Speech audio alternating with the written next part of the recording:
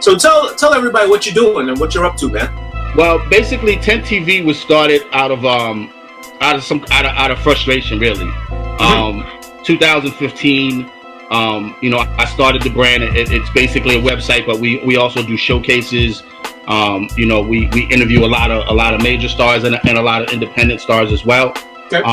Most notably, recently, God rest his soul, Fred the Godson. We did one with him.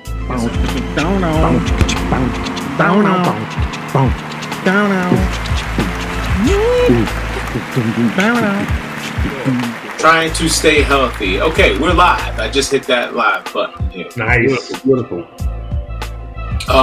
So yes, well, welcome. Thank you for joining us, man. We appreciate you taking your time out of your California lifestyle. Thanks for you guys inviting me, man. Thanks for having me on, man. I really appreciate it, man. I've been looking forward to this for a while. I remember you guys had asked me once before, and we never got around to doing it. So I'm definitely glad to be here, man. Well, you definitely seem like a busy dude, man. I try to stay busy, man. I try to keep my foot grounded in the industry in some way. On top of that, working the 9 to 5, and just trying to do what I got to do, man. But I've always been in love with the music, so I always try to keep something going on in that area in some way, shape, or form. Nice. Nice, absolutely. So tell us a little bit about. Obviously, we have a long history from Hollis, Queens, Farmers Boulevard, all the way to Hollis, from the Rock to walking the fucking Burger King to 179th Street. Hell yeah! I tell everybody it's a different Hollis. Like the guys that are down like 2/5 and by Franny Lou Hollis, that's a different Hollis than the 104 kind of Hollis. Yes. Yeah, and by Castle. Anybody from the Castle? Anybody by the Castle? Yes. Yeah. And there's a huge separatism there. There's guys from that side of Hollis think the other guys from this side ain't really Hollis crew. Yeah. There's a whole big divide there. But for those who know, the clear way to divide it is you ain't from our side unless you was able to walk to fucking 179th Street to get them whoppers. Those were the days, man. Definitely. Good old days. So tell us a little bit about your journey on the 10 TV side. We know you are CEO and founder of this brand that's been doing a lot of big things. I see you doing a lot of big shows and showcasing. So tell everybody what you're doing and what you're up to, man. Well, basically, 10 TV was started out of frustration, really. 2015. I started the brand. It's basically a website, but we also do showcases. We interview a lot of major stars and a lot of independent stars as well. Okay. Most notably, recently, God rest his soul, Fred the Godson. We did one with him. Yes, sir. But basically, it was born out of frustration. Like I had been doing so much writing for people for so long. Like I started out as a journalist with WBLS radio station. We had a magazine that we brought over there called Inner City Magazine. Yes, and that was back in Inner City. That was back in like the late 90s. It started in 97 and it ended around 2001. From there, I went on to Hip Hop DX. I wrote with them for a few years, maybe like 2002 to 2006, 2007. And then I started working with a couple of websites out in Germany, most notably Yo Raps. I wrote with them for a few years. Yeah. And then finally, I just got to a point where, I felt like I have enough hip hop shit going on in my head where I can put it out myself. Absolutely. And I can have other people that can actually write for my brand. So that's what I did. I started 10 TV. 10 TV is just a breakdown of Tindal Enterprises. So you shorten that to 10 TEENT. Tindal Enterprises. So that started 10 TV, and I do it out here in Cali. I got my boy Rel the Don that's on the ground in New York, and he handles a lot of stuff out there. And like I said, we basically go around to different showcases. We give artists a chance to get on a platform and tell their story, have their music heard, have their videos seen. Anything that I can do to like constantly push the culture forward. I'm always about that. You know what I mean? That's always been before people even started saying the word culture all the time, which now it's like it's oversaturated now. Yeah. But that was always my thing. My thing was always about moving the culture forward in any way that I can, man, and that's what 10 TV allows me to do. That's dope, man. That's dope. Like you said, the word culture has been exploited by all, and I think me and John talked about this on several times. Is anybody who's adding something to it can only add. You should never be trying to take something away from the culture, like extract it and down somebody or say this is garbage. This is any contribution to hip hop. Is worth something. It just may not have as many ears. It's like the old tree that falls in the forest and nobody, make it happen. Yeah. A lot of that goes on. I mean, unfortunately. Yeah. Yep. Absolutely. Yeah. I mean, I see it all the time. I see people all the time that are doing various things, and they always use hip hop as this catalyst to try to push something else forward. But I'm like, well, what are you doing to give back to the culture? Like, are you trying to bring other people up? Are you trying to, enlighten other people about other people's brands and other people's businesses? Like, I've never been that dude that's just like, it's all about mine. Like, I'm always open to putting somebody else on the platform and letting them show their brand as well. And I've coupled with a couple of companies. Grindworks Media is one that puts all my stuff on Amazon, and then I got another one that works with Roku called Street Beats TV. So I've coupled with them as well. So all my stuff is on Roku and it's all on Amazon as well. But that's because I decided to partner with other brands that allow me to showcase my stuff. So why would I not allow somebody to partner with me and showcase theirs as well? Dope. So what does that mean? If someone has Roku, they can go on and find your channel on the Roku channel? Exactly. You go to Street Beats TV on Roku, or you go to Grindworks Broadcasting on Amazon, and you'll also be able to see my channel through those platforms as well. Yeah. Are you still now printing? Are you still in the print business? I'm doing print as well, but I'm printing. Actually, I just do journalism for a company called Validated Magazine. Okay. They're out of the Bronx, and they actually it's print and digital, and I do a lot of journalism work for them. So basically, I choose whatever the artist is that I want to write about. I choose that artist, and I do an interview with them, and it goes in print and it goes in digital as well. I'm selective about the artists that I choose. I mean, I love hip hop as a culture. I love the music back then, and I love the music now. But I'm always going to be about the bars, always. Okay. Right. If they're not saying something, I'm probably not going to sit down and write a 4,000 word piece on you. It's not going to happen. So what's that like for you? I mean, you have a routine. You go in a dark room, you start putting the pen to pad, and you listen to the body of work first, then create on it, or does it have to kind of stick to you a little bit and then you come back? How do you do it? For me, it's all about first impressions. Like I could be scrolling through Instagram, and somebody will put up a 1-minute clip of a video that they got out, and I'm listening to them, and I'm like, wow, this dude's kind of dope, or this girl's kind of dope. Automatically, I'm going to their page and I'm trying to see what else they got going on. Then I'm going to YouTube to try to see what kind of videos they got out. And if I get more than 3 songs that I feel like, okay, I can rock with all 3 of these, I'll probably reach out to that person and ask them if they want to do something. You know, but it's all about that first impression for me, though. Dope. And so you just answered my next question. I was going to say, do you reach out to them, and then how do you ask permission? Can you write about them? Say, hey, we'd like to talk, or I just reach out and tell them, look, I like what you're doing. I want to put you on this particular platform. We could do an interview. It can be a phone interview. If you're in Cali, we could do a live interview. I could do one, on film. However it goes. Most of the time, it's a lot of artists from all over. So it'll be a phone interview, and then I'll get that translated by a service that I use. I'll get that translated, and then from there I'll do the editing, on the piece from there. So I don't have to actually sit there and type out 4,000 words, but I got to make sure that 4,000 words is correct. Punctuation is correct, and everything is edited the way that it's supposed to be for it to go to the print market. So yeah, right. I'm the opposite. I throw shit out. John gets on me all the time for punctuality and everything else. We're big brothers before.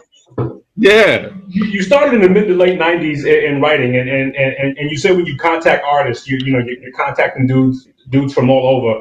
What has been the difference in as far as geographical reach and where a lot of these dudes are? Because in the mid '90s, we were talking to Shock G Gomez a couple days ago.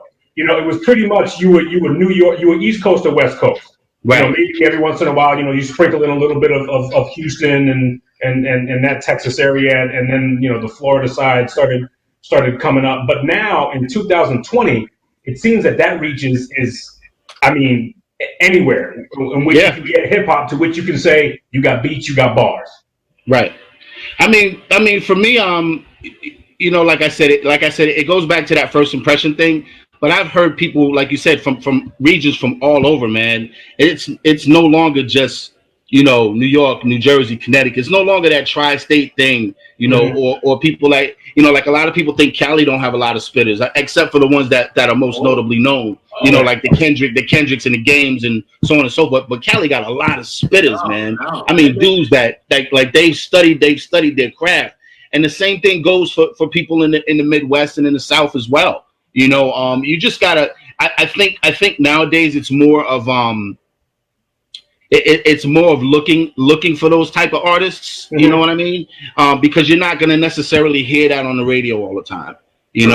Or the song that you'll hear on the radio from an artist may not necessarily showcase their lyrical skills. Right. But that doesn't mean that they're not. That doesn't mean that they're not lyrical. I mean, people look at somebody like a 2 Chainz and they're like, well, maybe he is lyrical, maybe he's not. No, 2 Chainz is a dope lyricist, but you got to listen to the project. Right. You can't just listen to the single. The single is meant for the clubs, for the strip clubs, for the clubs, and so on and so forth. It's the commercial. It's the advertisement. Yeah, exactly.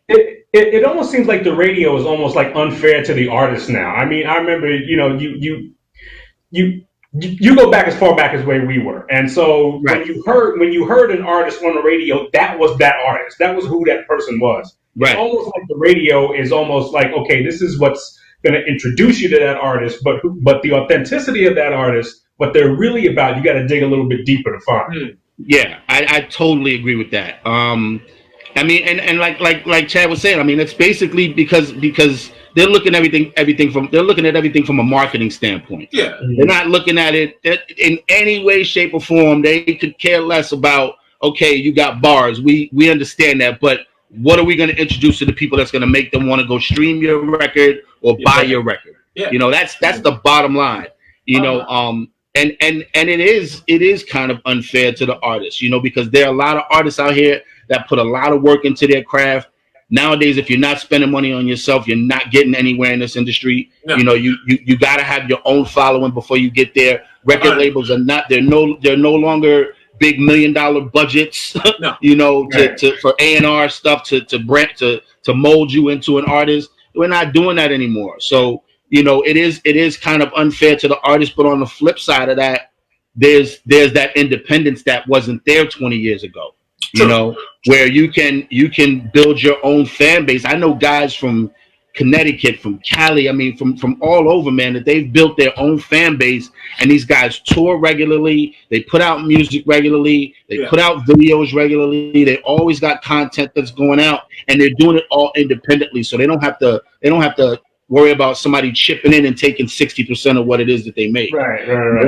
That's the beautiful side about it. Yeah, because of the independence, but that independence can also breed a lot of other people that think that they're going to make it and they're just not. It's a lot to sift through. It's a lot to sift through. I mean, these YouTube channels and dudes' Instagram pages and dudes' Twitter feeds, that's a lot of shit to go through. To find those dudes. Yeah, it is, and like that's why I said, for me, it comes down to that. To that initial seeing. Like, as soon as I see it, I can kind of feel it for myself. Yeah. Like, okay, this is what I like to listen to. This is what I rock with. I'll give you a perfect example. Like, I was listening to Griselda years before Griselda signed with Shady and became what they are right now. Me too. Right? I was a big Griselda bars. fan.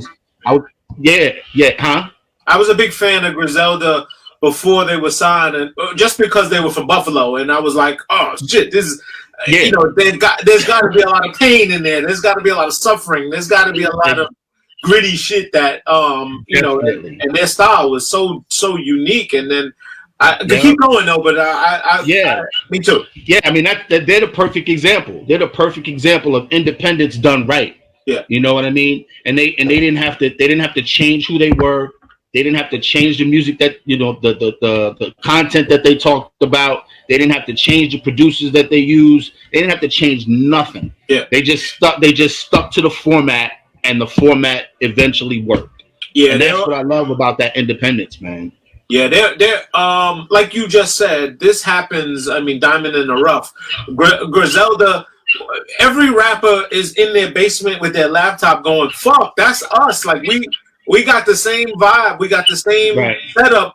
You just don't strike oil. You're not digging in the right place. You know what I'm saying? So you won't strike the oil you're looking for, because you know you're sitting there striking the axe, but you on the dead soil. You know what I'm saying? And, right. And a lot of times it comes down to the work ethic, man. Yes. You know, it comes down, because you could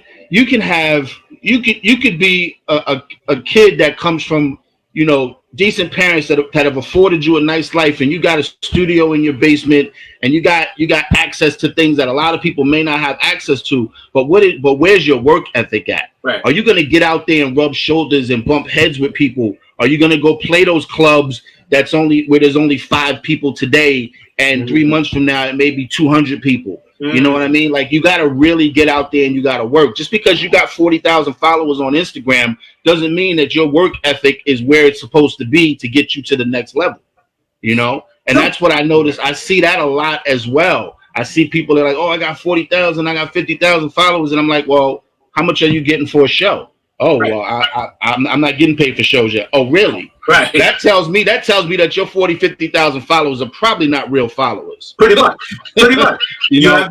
It's not organic. You don't know them. You don't know who they are. Exactly. You've either paid for a bot, and you know you got your stuff, a couple of followers, and you got something that clicked, and that's very unfortunate for the game, because we've seen a lot of people, like you said, have put in the craft, have done the work, have really gone out and studied, and have put the work in, put the pain, did the work ethic stuff, and they get overshadowed by the guy that's got 60,000 followers, and a trendy catch, and nothing else to back it, So I call that the shallow howl music, man. It's just it's just like. It's jingle music. It's a trend. It's a jingle. It's for today, and then it's over with. It's exactly. It's trendy, and a lot of them are going to realize that it takes a lot of work to get to the next level, and a lot of them eventually fall off. Like I'm not chasing that anymore. That was just a period in my life.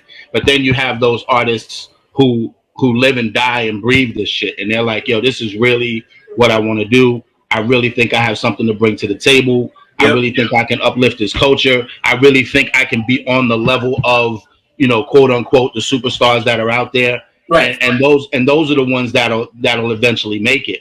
And today, like I said, with that independence, you'll see a lot of artists today where they may never be the biggest artists in the world. They may never be Jay-Z status or Kanye status or Kendrick Lamar status, but they're gonna make a good living.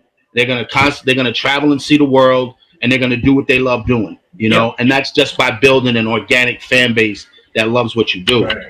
Right. Yeah, it's tough. I mean, it's very tough to.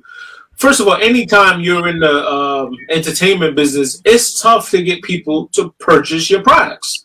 Yeah, and that's even from a leaflet, a magazine, or anything you have, to get it in someone's hand that they pay for it, and then okay, I'll support. There's 2 different levels of it. There's the support.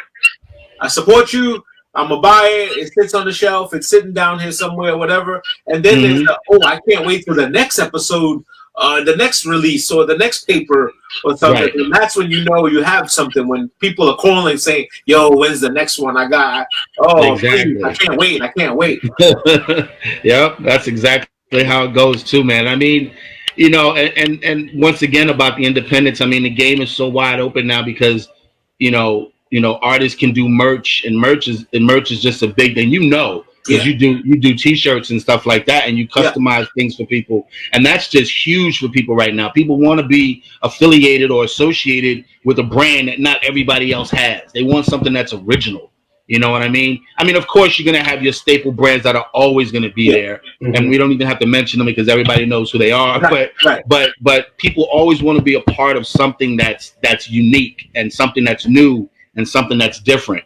So for an artist, merch is a logical thing. So, you know, it's so easy. It's so easy. Yeah. It's so easy to do. I sit with rappers all day long who, you know, they have the pipe dreams of whatever. And I'm like, listen, bro, it's not my job to stack your shit on my shelves. Right. You don't have the file. So can you take 5 dozen, 10 dozen? Even if these are kids that I've worked with from little and they're now rappers and they're trying to do their stuff. I'm like, listen, as your big uncle, I'm going to front you on the arm 5 dozen shirts, but you got to get them off. Right, you got to sell them. Yeah. Half of those, I want to say 77%, 80% of them never come back. Don't even bring me my brand back. And you know, you get one time to lose my number, and you get one time to, you know, to come to the well, and it's like, yo, you couldn't even get off your own product, your face, your own product. Exactly. Wow. You can't sell your shit, and yet you want me to help you. And I just armed you. I just gave you cost. I didn't even give you the profit line. I said, look, bring me my bread back. You know, you're going to pay me costs. You know what it is. Right. And then when you break bread, you take care of Unc. And 90% of them never come back because they just fizzle out and they don't have the energy. It's that work ethic, man. You got if you want me to believe in you, you got to believe in yourself. And you got to go out there and make people believe that you have something that they want to be a part of. You know, rappers come a dime a dozen, man. If you don't have something unique to go along with what it is that you're doing, then it's just not going to work. You know, it's going back to Griselda a little bit. I am a little afraid, and I just say this is me personally, nothing against them. I'm afraid of them going the fashion route that they're doing right now. I'm so fearful of them going that ASAP route. And I'm just not a fan of the highfalutin fashion. I believe they could have did this themselves. They could have, like you mentioned already, they had a brand. They could have made the clothes that they want. Now they're getting these. You got Virgil and all these guys getting involved. I get it, and it makes the brand at a higher level. It puts a higher value on it. But I don't. Me again, personally, I don't think they needed that. I think they built something so strong that they didn't need to start doing fashion shows and, you know, and all these, you know, next thing you know, these guys are going to be wearing funny clothes. You know what I'm saying? You know what? And the funny thing that you say about that is because I'm just saying, I hope not. Like, I hope I'm wrong. I kind of see it myself. I hope I'm wrong.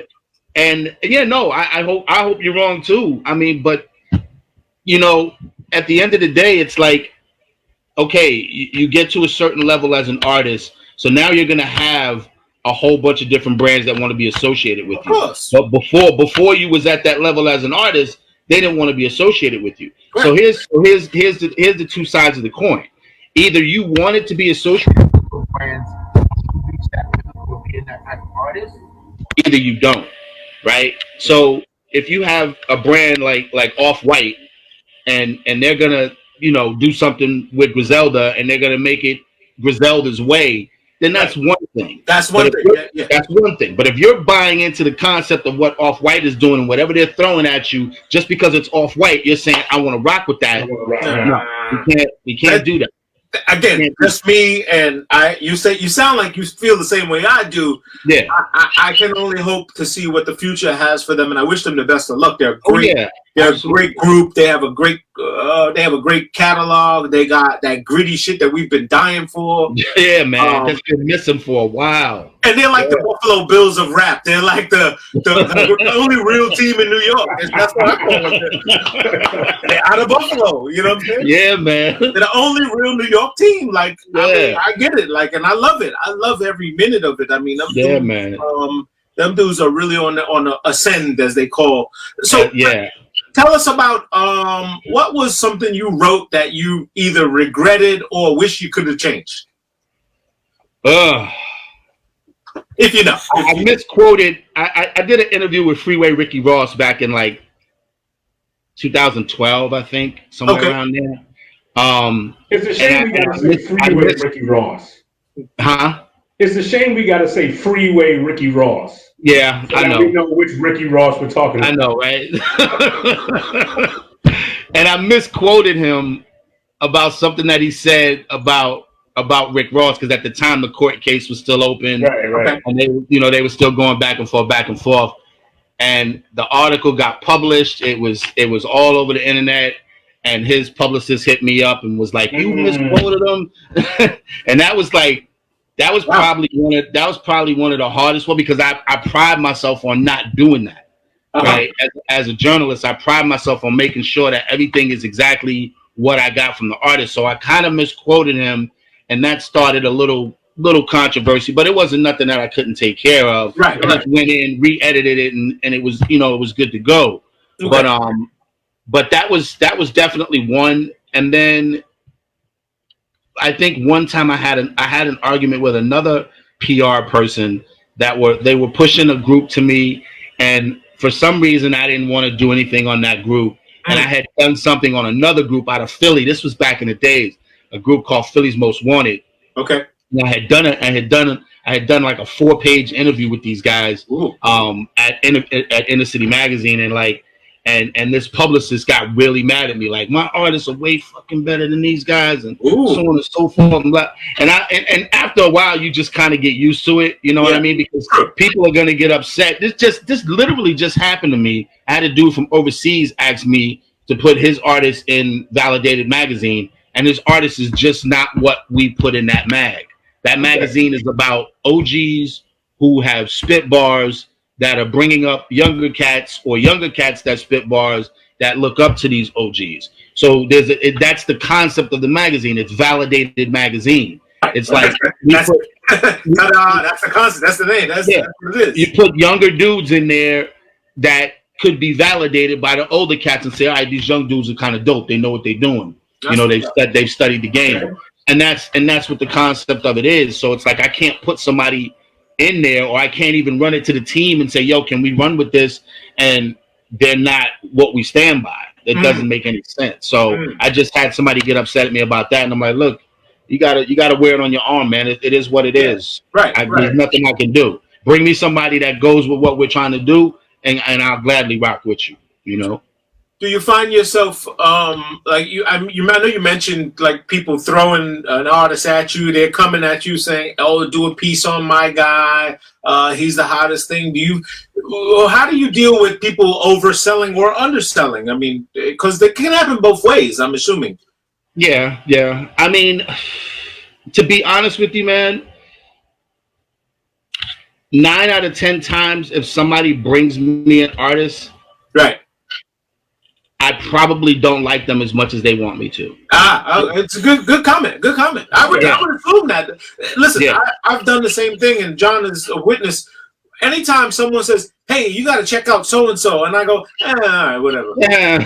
In my own. Anything like, yo, you got to have this coffee. This is the greatest. Yeah. Because you told me so. All right, whatever. Right. You're never gonna give it the credit that you get for discovering it. Right, exactly. And the discovery process means everything. It's man. the fun. It's the fun. It's so fun about it, man. It's opening the package and finding this artist that was sitting in a crevice here and like, oh shit, this guy got some powerful shit. Exactly, man. Did you hear what he said? He said this.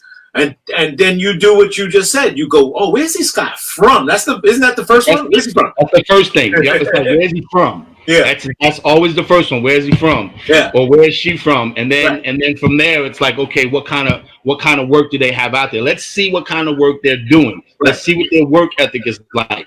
Let me go to their YouTube. If I go to your YouTube and I see 2 videos in the last 6 years, not gonna happen. You're nice, but your work ethic is kind of lacking.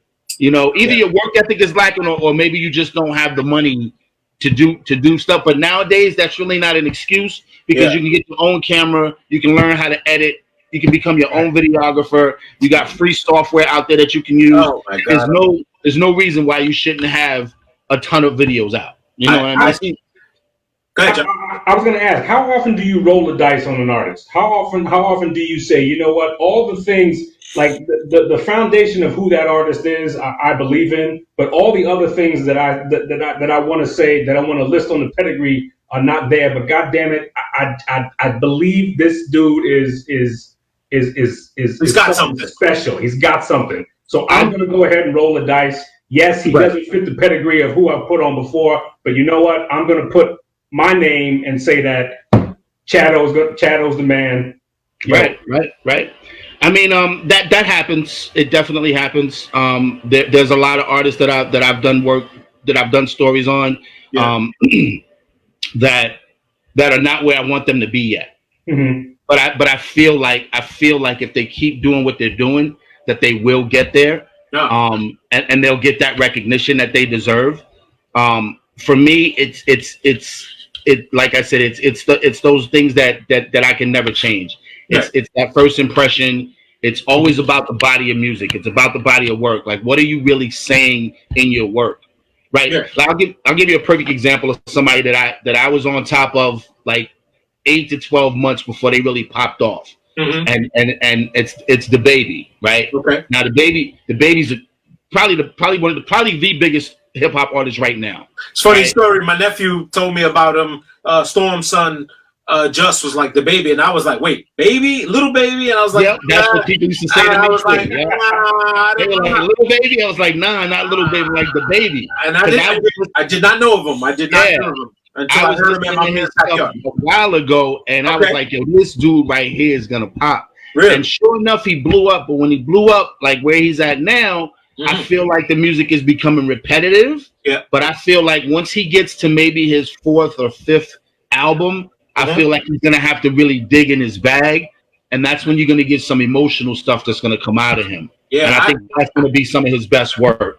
You know, right now, I feel like the music is still repetitive. It's the same type of beat structure, you know, things like that. And there's only but so much you can rap about, you know, jewelry and women and cars. And you can only do that but so many times before your audience is like, all right, this is getting kind of stale. You know what I mean? So I'm looking forward to what he's going to do like in the next couple of years. Like right now, he's still riding that brand new wave. Yeah, for sure. And I'm not mad at you. Ride it for as long as you can.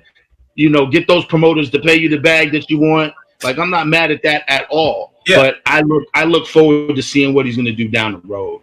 I was definitely impressed with his video structure, the work ethic in his videos. I mean, he came out with, you know, wearing costumes. He did what Eminem was doing for us, giving us fun videos, or like what a Busta was doing. Busta had like the best video. And Ludacris too. Yeah, and Ludacris. Yes. These guys had very animated, picturesque videos that gave you something to watch. I mean, Nas, with all respect to Nas, I heard the record. I don't want to see you just waving your hands, you know what I'm saying, in your video. Like, all Nas's videos is him just telling you what he said. I heard the record. Yeah. Like, nothing special about it until he did, you know, Hate Me Now with Puffy and came to Queens and stood on the, stood on the store like Q-Tip and them and did something different, something exciting, you know, which doesn't take anything away from the artist, could have added to his catalog, and then he got better through a time. Like, he's a sweeter guy, you know what I'm saying? Like, right. I mean, some artists are just not like that, man. Some artists are just, they're real simple and they just want to be heard. Yeah. You know, they don't want a whole bunch of fanfare to go along with what it is that they're trying to do, because they feel like, oh, that's going to outshine my message or my, you know, what I want to get across. And I understand it, and it's okay if you want to take that approach. You know, most artists that do take that approach, that don't want to do anything cutting edge or anything different, you're gonna be in that lane where you just don't do anything like that. You know, and you'll still have your fan base, you know, but you won't, you may never play Saturday Night Live or something like that. Right. You know what I mean? It takes a special artist. It takes a special breed to get to that level. You know, and comes with a price. Comes with a price. You know, it does. It comes with a price because sometimes it's like, okay, I'm doing this, and it could be read the wrong way by your fans, and if it's read the wrong way by your core fans, you risk losing those fans. Yes, absolutely. And it's hard to make a comeback yeah. if you lose them. I've seen artists do it, but it's hard, and I've seen a lot of them fall off from losing that core audience. You know, I mean, you can look at Jigga, look at Jay-Z, like, you know, arguably the best artist on the planet. Yeah. You know, on his second LP, you know, Volume 1, Life and Times of Sean Carter, Volume 1. Yeah. Basically, he went the pop route. Yeah. He had songs with Babyface, and he used all these different samples, and he had songs with Blackstreet, and people were like, "That's not what we want to hear from you, ho." Right. He went the Puffy route. He went the Puffy route, and he went the Puffy route. Exactly. Yeah. They did the big video with Hype Williams, and people was like, "Nah, man, that's not what we want." He didn't even look right in the suit.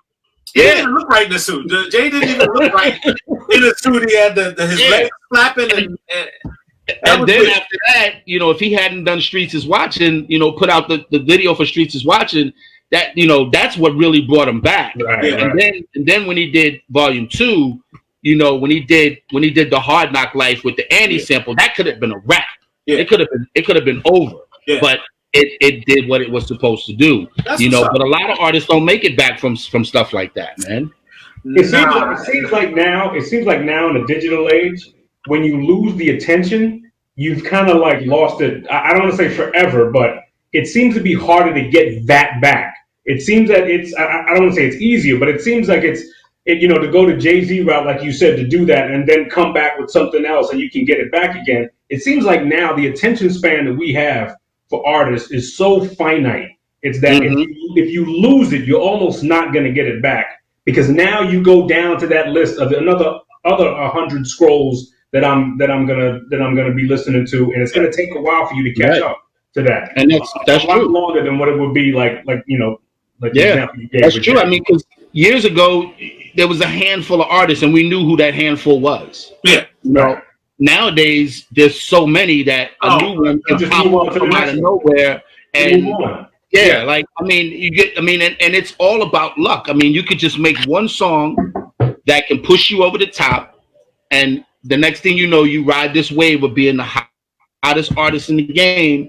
And then from there, you may never have the same kind of staying power as that first hit that you made. You may never see that again. Never. You'll still make records and you'll still do shows. Yeah. But like, I mean, let's look at Fetty Wap and what he did with Trap Queen.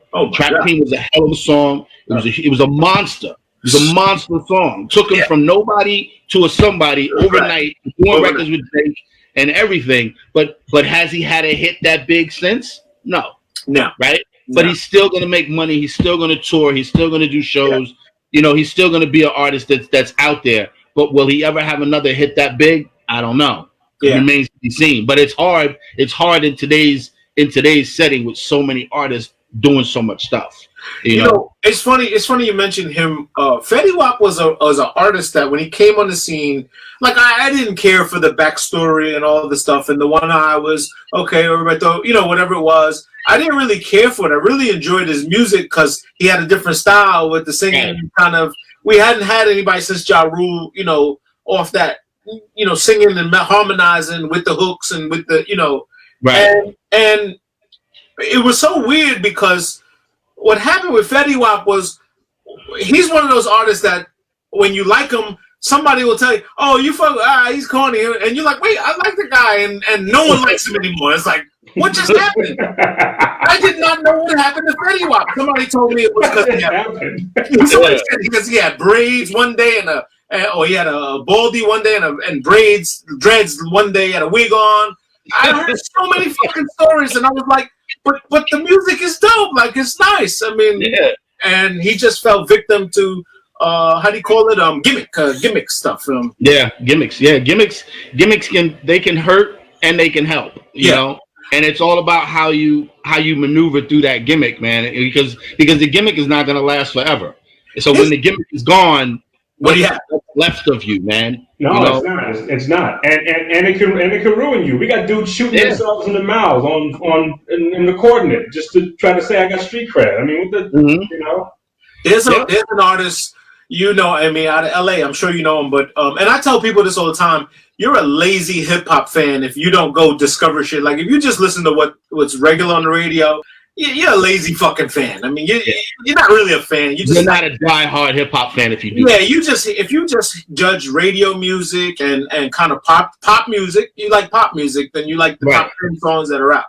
But a guy like Tyler the Creator, dope fucking artist. He's got so much shit. He's so fucking weird. He's like the Bismarck of today. You know what I'm saying? Of that era where he does weird shit. He says shit that only he could get away with. He calls himself gay. He calls, he just fucks with people. Yeah. And you look at him and you're like, who is this guy? Like, what's his fucking story? But he makes some bad fucking records. Like he got joints that if I play shit off of that Wolf album or whatever, people be like, yo, who the fuck is that? And right. you're just lazy. You're not looking for shit. You're only listening to what everybody's doing. Yeah. I mean, and that becomes, I mean, that's the mold. That's the mold that the majority of people that listen to music, they don't listen to music from a standpoint of really critiquing it. They're like, does it make me move my ass on the dance floor? Do I like walking around my house cleaning up, listening to it? Do I like riding in my car, listening to it? And that's it. They don't really critique anything or dig any deeper than that. You know what I mean? But people that do, we look for a little bit extra. Yeah. Because we know that what's being played on the radio today is going to be done in a matter of months. You know what I mean? So where can you go to find new music? I mean, where if you are that hip hop junkie and you tired of some of the BS that you're hearing, where are you gonna go to find it? Because before, I mean, when we were growing up, you just waited until midnight to get on, and the DJ was going to spin some stuff, and then you heard it, and everybody would come out the next day. Yo, did you hear? At 1:30 he played this, blah blah blah blah blah, and then you go on to a new artist. Where do you find a new artist now? Where I mean, the same place everybody else does, man. Social media is like a huge place to find new music. Yeah. I often find a lot of music by watching movies. Okay. Like I constantly have my Shazam on because I'm like, if I hear something, I Shazam it, and I'll hear that song in the background. Oh, really? And then I'll go and I'll search for that artist, and I constantly find new music like that all the time. Yeah, that's how I found who's this kid? My daughter told YMB PB Rock or whatever. PNB Rock. Yeah, I get them all confused up. They were on the Fast and Furious track. Right. Okay. Yep, and I was like, "Yo, that's a dope record." And my daughter was like, "Oh, you don't know who this is? That?" Blah blah blah. And I'm like, "All right. Don't get carried away here. Calm down. Take it easy. Don't get carried away. I just asked a question. I didn't. I know, right? I didn't want to like she's like, you don't know what that is? Like she's gonna school you on hip hop now. Yeah. and probably would be like, oh, I just hit him up on IG and he said, "What's up?" I'm like, wow. But that's the thing now. The kids, with the connectivity, they are all none of them are impressed with any of it. And I think that's a gift and a curse. It doesn't allow them to humble themselves to new experiences. Right. But it gives them that, okay, and that's where the short attention span comes from, where they go, oh, okay, yeah, I heard him on so-and-so. He posted all of that stuff on Instagram. I heard these songs that right there. It's over. Mm-hmm. And here today and going tomorrow, it's like, wow, what happened? Yeah, it's a microwave game right now, man. It really is. I mean, it's sad, but gone are the days of hearing somebody like Rakim and being like, wow. Like this shit here is totally different than anything I've ever heard before. This is like, you know what I mean? Like you don't get those moments. They come far and few between nowadays. Yeah. And that's even with a lot of artists that I see and that I've done interviews with and people, whose music I listen to. It's like, wow, man, like you're dope, but I don't know if you're gonna be dope to the point where you're gonna shift the culture. Yeah, you're not gonna make people. Oh, this is that new wave. You know what I'm saying? Right. And that doesn't happen often. That doesn't happen often. It only happens. I'm gonna say maybe like once every 5 to 10 years, you find somebody that comes out and they shift the entire culture. You know, and they're gonna be remembered for doing that. You know, John said something very interesting on our last show. He says, what would you say, John? We're now seeing hip hop has children and grandchildren. Oh, yeah, we got kids now. So hip hop has kids now. And before it was just, you know, the idea of being authentic wasn't even a question because it was all authentic. It was all first. It was all first. It was all first. It was all first. So everything you heard for the first time. Every style you heard for the first time. Every rhythm, every beat. You know, you mentioned Rakim. You didn't realize, damn, that's vocabulary that dude is straight up spitting. And that's a mathematical segment that he's doing. Putting in his lyrics. So all of that was new. Now we're asking ourselves, okay, well, who's going to do this again? Right. Yeah. And it's sometimes the thing that we were saying the thing that DJ Shock G was telling us is that it's sometimes it's kind of unfair to ask that dude who's not privy to that to say, well, go ahead and recreate the shit that I saw when it was new. Yeah. You know. A lot of that stuff is you can't recreate those type of moments. Yeah. You know, and that's why they're beautiful moments, man. Because whenever you flash back and you look at those moments, you can be like, yo, I remember this. Like I'm sure everybody here remembers where they were when 50 Cent dropped Get Rich or Die Trying. Like, you remember that. Yeah. You remember where you were. You remember the cars riding by playing it. But you also remember what he did with his mixtapes and everything that came leading up to that album, you know? Mm-hmm. And moments like that, you just don't. They're just far and few between, man. You just don't see them all the time anymore. So, who in your opinion? I know you scour. You do a lot of scouting and looking under rocks. Who's on the radar? Where's the next star coming from? Where's? You know what, man? I really rock with this dude from Connecticut named Annoyed. Okay. And lyrically, he's a monster. I mean, he's been on every platform that you can possibly think of, but he hasn't yet got that song that's gonna push him over the top. But he's not that kind of artist. You're not gonna hear him do that type of music. You know what I mean? He does what he wants to do, basically. You know, so you're not gonna necessarily hear him on the same type of repetitive beat over and over and over and over. Yeah. He can do that, but he chooses to give you more, you know, and lyrically he's a guy that you can tell he digs in his lyric bag on a regular basis, man. You can tell that he sits there and he scout and he really racks his brain for what he's trying to put together when he puts it out to the masses. So he's from Bloomfield, Connecticut, if I'm not mistaken. Oh yeah. Was it Annoyed? Annoyed, Anoyd. Oh, yeah, yeah, Anoyd. And yeah, man, he's just dope, man. I did an interview with him back in, I think it was 2018. He was performing. They had a Raw Thoughts tour out here. It was Chris Webby. It was Armin, who's like the Armenian assassin. He's a dude from out here in Cali. He reps his Armenian culture really, really big. He's hard. Armenian shit. Yeah. So I went out there and I met these guys and I did a couple of interviews and whatnot. But I had been listening to Annoyed for a couple of years prior to that. Yeah. You know, and he's just one of those dudes, man, that I feel like, he's one hit away. Yeah. You know, from really going over the top. And lyrically, like there's not a lot of people that can fuck with him.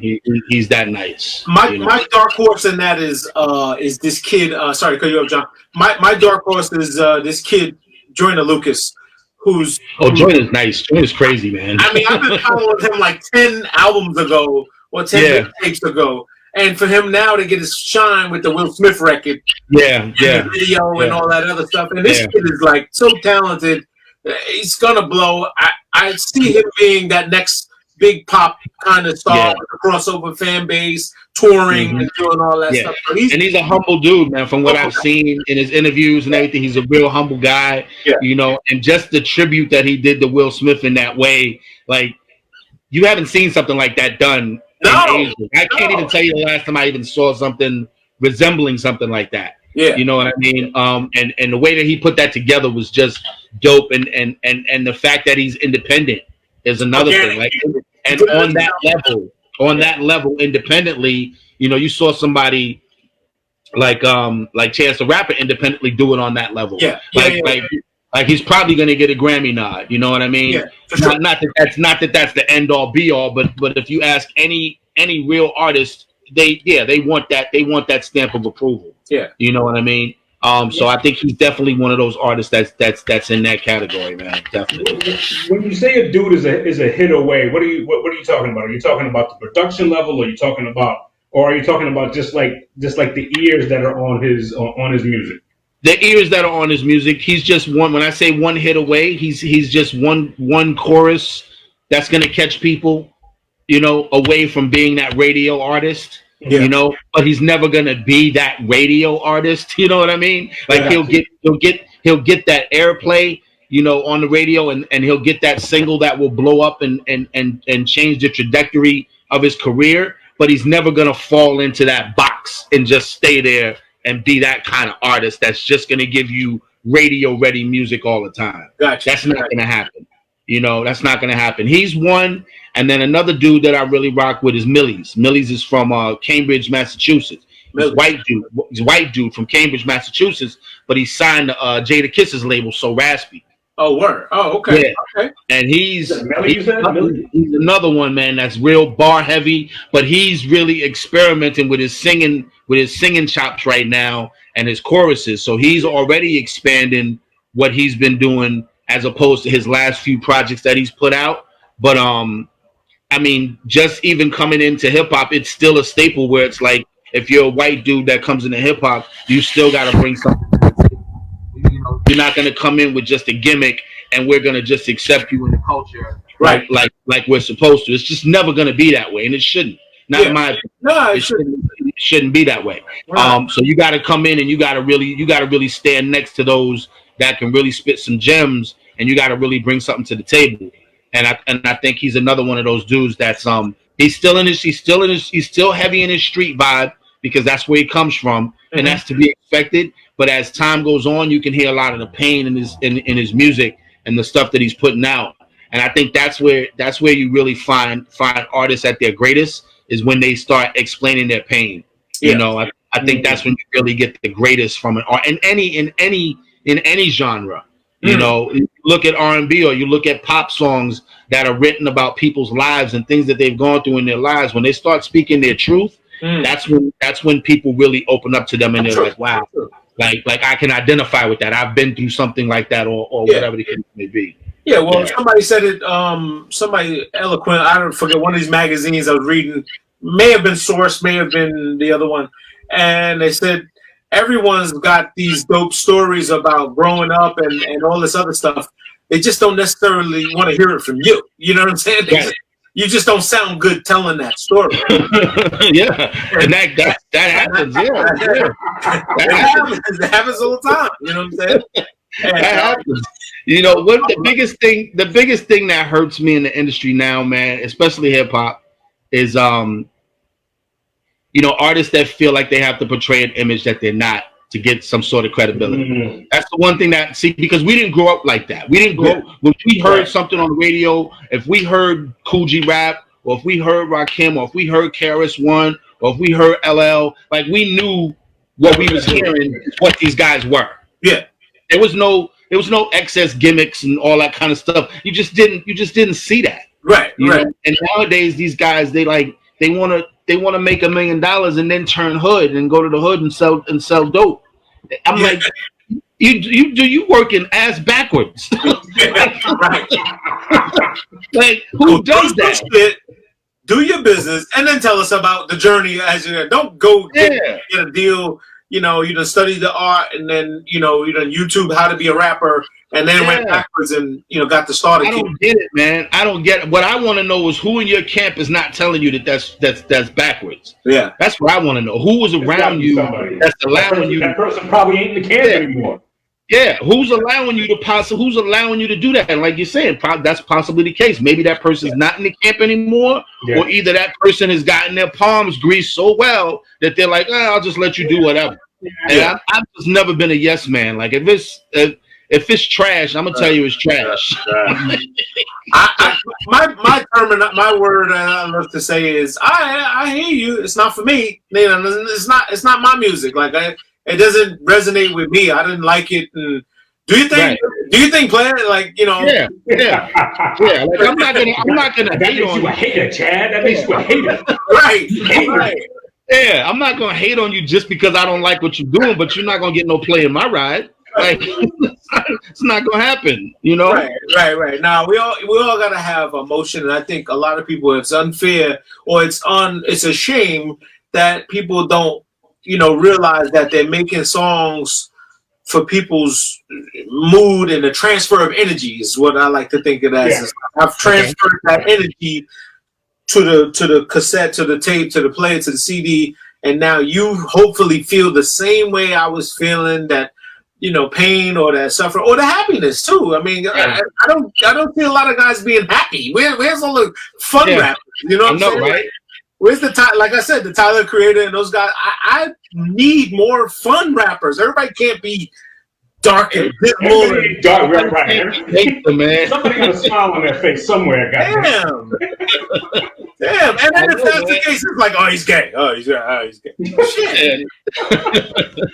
Yeah, man. You gotta have something to break up the monotony, man. Even back in the days, like, where you had a lot of hardcore rappers, and then you had a group like the Lost Boys that came out of all of that. Right. Coming out of Southside Jamaica, Queens, one of the hardest areas from where we all grew up and around.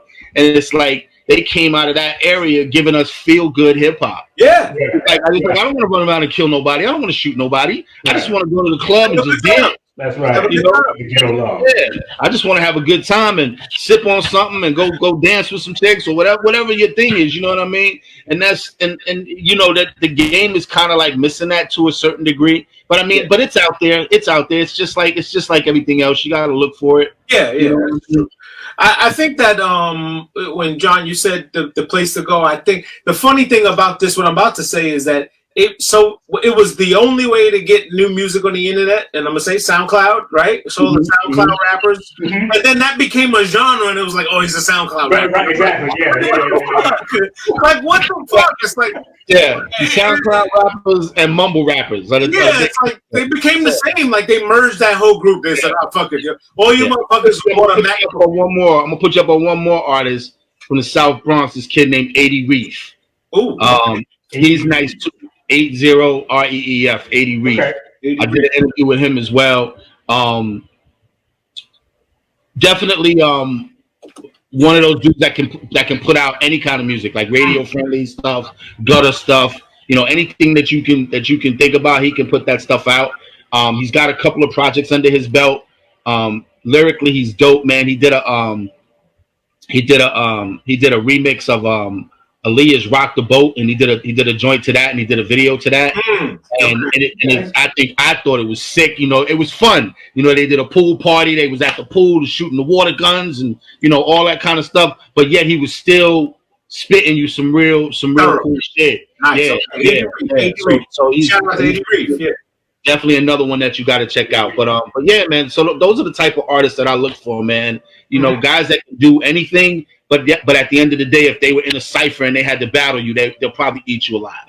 Like I just like that energy. Nice. I love that. I love that energy, man. Like it baffles me today that our culture has even come to a point where artists are like, nah, I don't freestyle, or nah, I don't battle. What happened? That was the best part. That was the best part. The freestyling, the battling, that was the best part of the damn thing. Exactly. I don't get it. What are your bars? Where are you? Give me your 16 bars. Let's go. Yeah. I don't get it. I don't tell me where you from. Tell me what you do. Like we don't have how do you not incorporate that into everything that you do as an artist if you're representing hip hop? Like I don't understand. I am nowhere near as knowledgeable as what Chad is as far as hip hop, as far as music is concerned. But I know bars when I hear bars. There you go. Let me hear some fucking bars. Yeah. Well. I mean, I think all of us look for that. Ooh, just that little sound. Right. There you go. I just want you gotta scrunch your face up. You gotta get a face scrunch out of it. Like, he said, eat you like what? With you know, guys that are rapping. Here's my biggest pet peeve for rappers, and if you have this in your starter kit, don't rhyme sucker with fucker. Like don't give me a metaphor that's like cat. Like don't do it. There's nothing to gain from rhyming words we already know rhyme.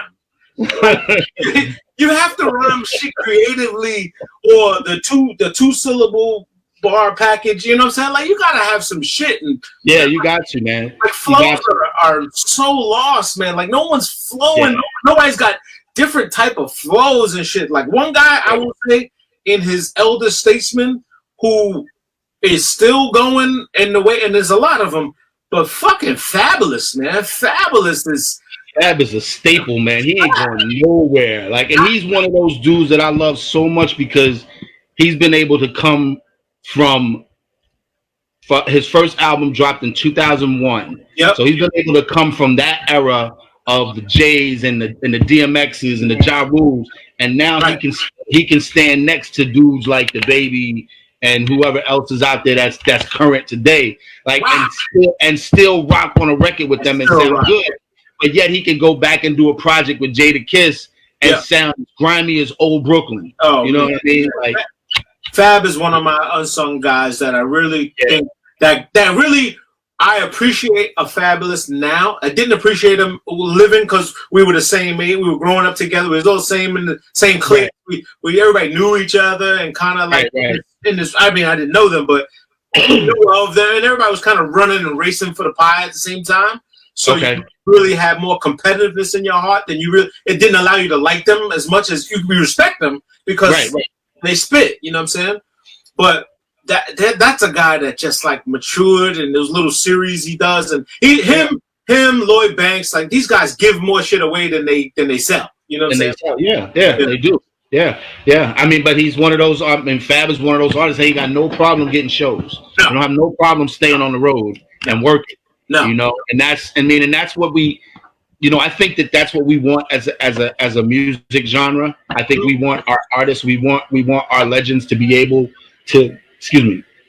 We want our legends to be able to sustain themselves by continuing to be able to travel and do shows when they're 50 and 60, if that's what they choose to do. Right. You know, and you look at a Too Short right now. Like, I was not a fan of Too Short in the 80s. I hated what he was doing. Yeah. I didn't understand the difference between California and New York. I was a New York dude, and I was like, if it ain't New York, I ain't fucking with it. I had that mentality. Yeah. But now that I look back at what Too Short has done, his career has been incredible.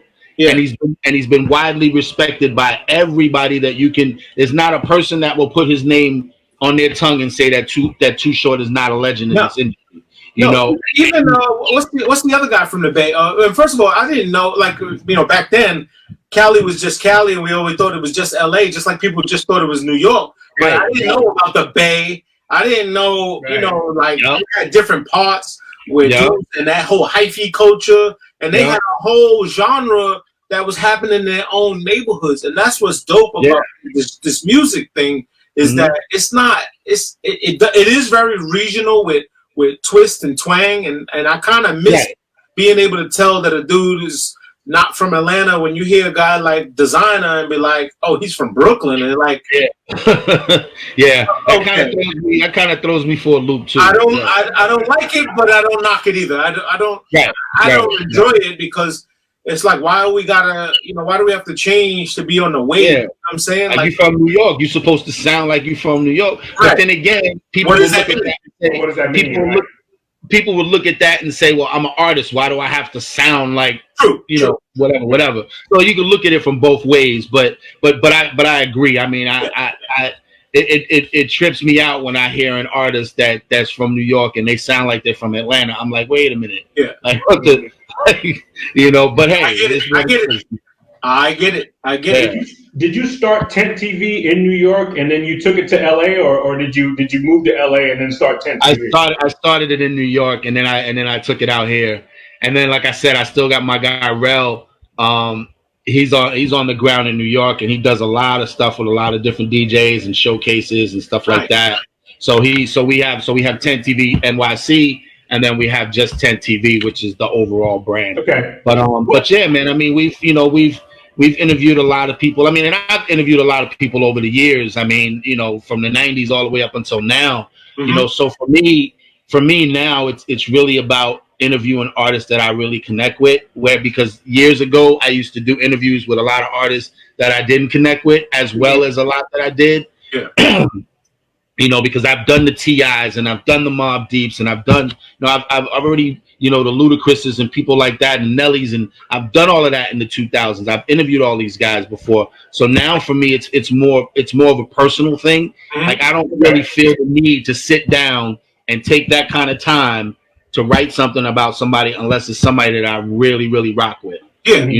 Because it's no longer about me just being with another platform that says, oh, do this artist. Like, right.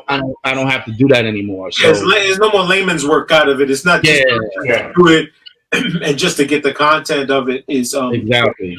Are you going to stay in Cali? Because a lot of times East Coast dudes, they start living in Cali and they're like, yo, why should I be leaving Cali? Well, you've been out there. I've been here going on 5 years, man. November of this year will be 5 years for me. Okay. And I mean, so far I'm good, man. I didn't have an intention on moving here. I went through a divorce and I needed a fresh start. I needed a break, and I was like, you know what? Let me try someplace else. So I came out here, and I wasn't gonna stay. I literally was not gonna stay. I was gonna come back to New York and try to work on it with the ex-wife and do all these different things. And that just didn't pan out. It just didn't work that way for me. And I said, you know what? I like it here. I'm getting older. I like the weather. I've always hated snow.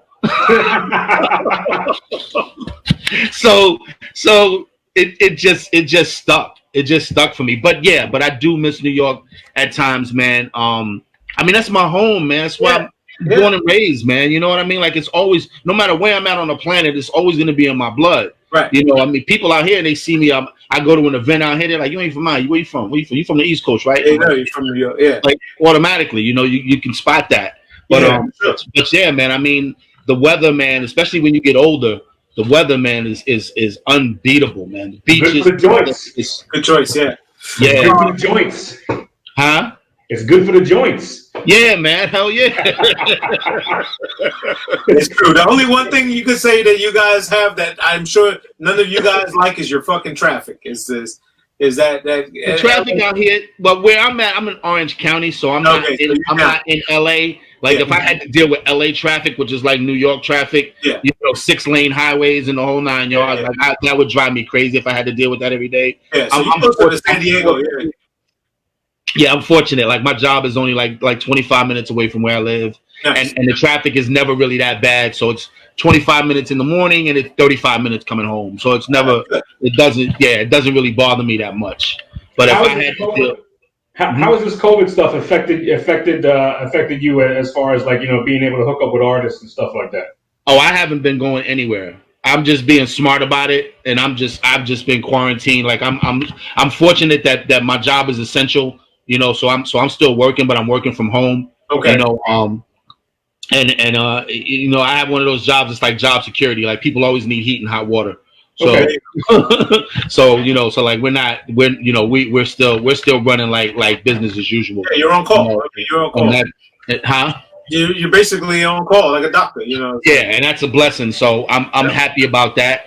But yeah, man. But I've definitely been quarantined, man. I haven't been going anywhere unless I have to go someplace, like, to get food or something like that. Like, other than that, I'm pretty much in the house, man, and I'm okay with it. Mm-hmm. I'd rather do that during these times than be out there and playing around with this thing, because at first I had, like a lot of people, I had the whole conspiracy theorist thing going on, like, oh, it's the government and it's population control and it's all these different things, and I'm thinking about all these different things that the government might not be telling us, and whatever. But then when I see it start taking, you're one of those people too. I am not. I just got questions. I just got a lot of questions. He's getting there. He's getting there. I'm getting. I know. I'm getting there. I don't have a tinfoil hat. Yeah, but I got a lot of questions about. I ain't mad at you. I ain't mad at you for the questions. I feel you on that.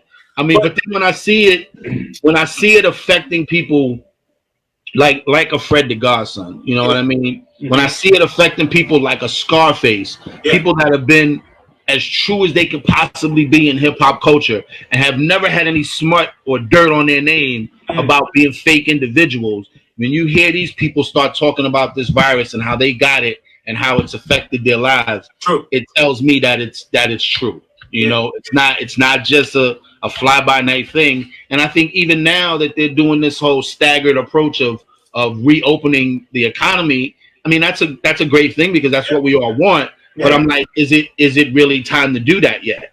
You know, have we gotten hit with the second wave that we're supposed to get yet? You know, like there's a lot of different things that's going on that tells me, I don't know, it may not be time to do that just yet.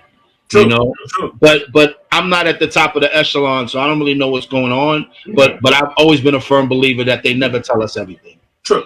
You know, I'm more worried about, since we're on the topic of our culture, I'm worried about a rash of rappers coming out with COVID songs, coming out with these, you know, Corona, because we did 90 days now. I mean, we're going into the 3-month category where a lot of rappers have been home sitting there writing. Nobody's doing shows, nobody's performing. And so you have this time to write and be creative. I'm worried of what that looks like, because when you do like a We Are the World or AIDS or Stop the Violence or something like that, it has an organic revolutionary effect. This is almost microwave because it happened all of a sudden and then grew, and then we're dealing with it, and we're going to be, after it all opens back up. I'm back in the city tomorrow. They're like, oh, all hands on deck tomorrow, we back. And I'm like, oh, shit. Right. So I'm like, wait, I'm coming masked up. I'm not fucking around with you guys, and I'm in and I'm out. But the point I was trying to make was, I'm worried that the same microwave generation is the ones who are in charge of giving us the We Are the World. Like, I'm afraid of that. I don't want a We Are the World from these guys. I don't want it. I want it from legendary. You know, we're long over. I hit Quincy Jones up in his Twitter like 10 times a day. Yo, I need another We Are the World, man. Right. You're still alive. He's still alive. I'm like, you're gonna respond to me one of these days. I'm like, somebody's gonna be like, yeah, Q, we need one. You, Puffy, or one of you fuckers that got the worldly power or whatever, and is Puffy trying to get everybody to vote and do all this shit? Make a fucking. That's what it comes down to.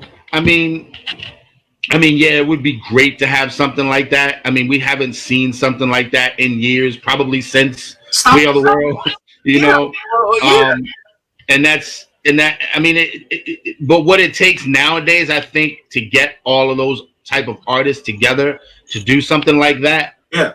Back then, it was much easier to do. True. I get it. I mean, it's going to be very hard for like we just said. Shoot a track. So who's gonna make the track? It gotta be a Quincy. It gotta be a Quincy Jones to say. Somebody that everybody respects and nobody's gonna have. The track. I want you on it. I think you'd be great. I need 6 bars from you here, and he's gonna chop and piece everybody's shit up. Yeah. And then next thing you know, we're gonna have this huge classic that we could. Diddy would be perfect for that. Diddy's the guy. He would be perfect for that. I'm in both Twitter's like, nigga, I need that. We need the world. Yeah, instead of giving us another Making the Band, give us another We Are the World. Right. Or another reality show, or another fucking, something else, some goofy shit. A train wreck show or something crazy.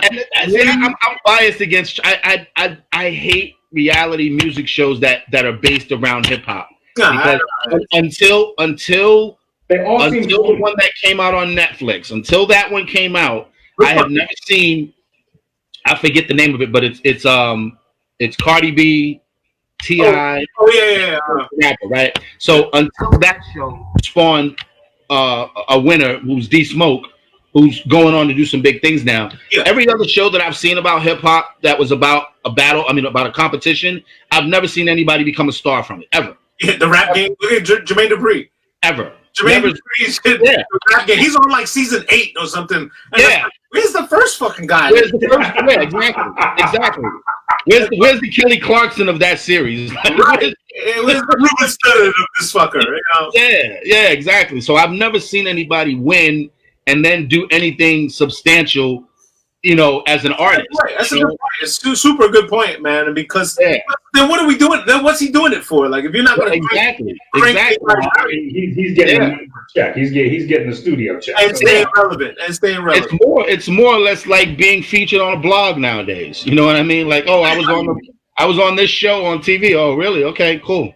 I know, from when I was with Fubu, running on tour with those guys. One of the girls, she had been with us on the tour running around, and then we saw her on the Making the Band, and I was like, wait, she's a rapper? Like, I didn't know she was a rapper. She was a groupie back then. She was running around. Wow. She came to every party. I was like, who is this bitch?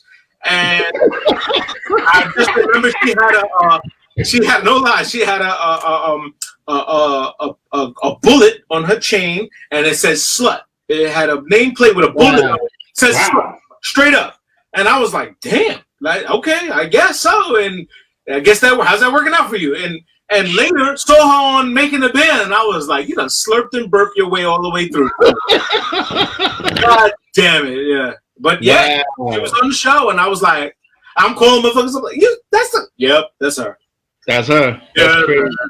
That's crazy, man. See, I mean, man, I think, you know, like I said before, like I have a love for the culture as a whole. Mm-hmm. Like I love what these kids are able to do today. Yeah. I love that they're able to express themselves, you know, and be independent and get their stuff out there. And for some of them, it's going to be life changing, and for some of them, it's just going to be a phase, and that's all good, you know, fine and well. But I think like what we grew up with, as far as hip hop is irreplaceable, man. It's something that it can never be duplicated again. Yeah. You know, you'll never see an era like the 80s, the 90s, and the early 2000s ever again. You know, it's just like I said, it's something that just can't be duplicated, and it's moments like those, which is why we have moments like these. Yeah, you know what I mean? And that's I mean, it's just, while we have moments like these. Kenny, exactly. You just paid me back for that fucking black eye you gave me. You know, I every time you say that, I still feel guilty about that damn black eye, man. The only black eye story I have, I'm talking to people, yo, you know, the first guy to give me a black eye was this guy, Kenny, fucking playing around in my attic, wrestling and doing wild shit. We used to break the walls and do all kinds of jump. We used to have some fun times, man. We destroyed that fucking wall too, man. That's for a whole week, all Kenny would say was, "Yo, we broke the wall." The funny thing he would say, "You go over to his house. Is Kenny home? Yo, we broke the wall." When I talk to my kids now, like, oh, how big was this house? I mean, did you have a big ceiling? Did you have no? Like this, but yet somehow fucking Snooker fucking flew out of the air and dropped it. Oh man, yo! I remember those, man. Those days were so much fun, man. And the music that we listened to was so diverse, man. You know, like it was so much stuff, man. You know, I think one of the big ones we listened to was The Whispers. It's a love thing. Yes, that was like one of the big ones that we took us like a whole month to figure out what those lyrics were. There was this one lyric where me and you were always like, "What the fuck is he saying?" So I don't know. And I remember we were listening to it, and you turned it off. You stopped. You said, "Cut. You're the only woman that can turn my world around." We're like, yes, that's what he's saying. Yes.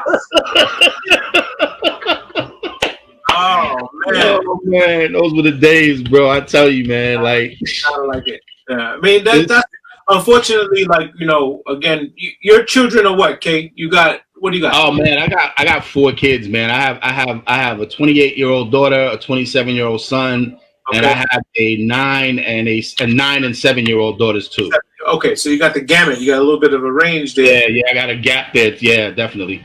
You know, we ask the same thing with our kids, and we always say, "You guys only wish you could have the childhood that we had." I hope you have some fun like what we did, and I get it. We won't reintroduce beepers to the world. We won't have news for you guys. They'll never have to go and put a pencil or a Bic pen in a cassette tape and fix it, or unscrew it and open it up and tape it back together. Like they'll never know what the struggle is like, bro. You saw me doing it. You saw the post, man. I said, "What y'all know about the struggle?"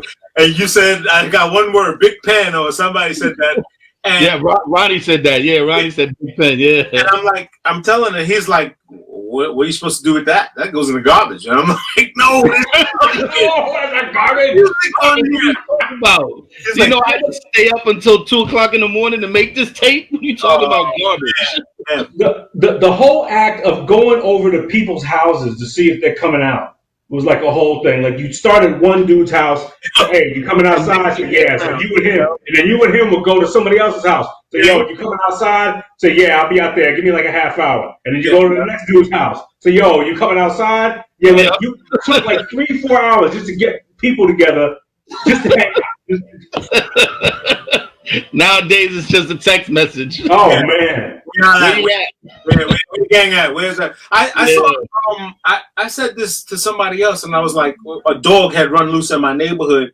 And I was like, damn, remember the days where you could jump on someone's car and get away from a dog? Now you step on a plastic car, you're gonna go to these cars are they're not made for jumping on from dogs. Like there was times where a dog was imminent in your lifestyle. Like you were gonna hit and the first option was I'm gonna jump on a car. Yeah. Now they're made out of fucking acrylic and plastic, and you can't jump on no car nowadays. You'll destroy it. Everything is different. When the Lewis dog Max came out, that was a game changer. What's that, John? Max came out. That was a game changer in the neighborhood. Yeah, Max. That's boobies. Max came around the corner. It's like, oh shit! Everybody had to find somewhere to go, trying to find a fence to go into or whatever. That's crazy. That's crazy. Baby, man, it's been an honor. It's long overdue. Yes, man. Always a pleasure. We hope you come back again, and we wish you much success on 10 TV. We'll stay tuned. Thank you. Thank you and your success. Good luck with all of that. Good luck with all the good weather out in California. We'll be out there hopefully one day. And remind us of your Spotify channel and your Roku channel. Oh, all right. So on Roku, it's Street Beats TV, and Beats is with a Z. So Street Beats TV. And then on Amazon, it's Grindworks Broadcasting. Grindworks is one word. So Grindworks Broadcasting. Okay. Yep. So if you go visit those two channels, you'll then see my channel incorporated there, so you can see any kind of interviews that we've done and stuff like that. You'll see all that stuff under 10 TV. Nice, and to you guys too, man. Thank you guys for having me, man. Love you dudes, man, and love what you guys are doing, man. Definitely. Salute, man. Keep New York and Cali, all right? Always, man. Always. All right, KB, love you, man. Thanks. It's been Two Bros Podcast, episode 99. Yes, sir. Beautiful. 6 something in the Corona series. 6 in the Corona series, man. Have a blessed week, but more important, be a blessing to someone else. Oh, fuck them. Definitely. Peace. All right. Peace out, KB. Love you.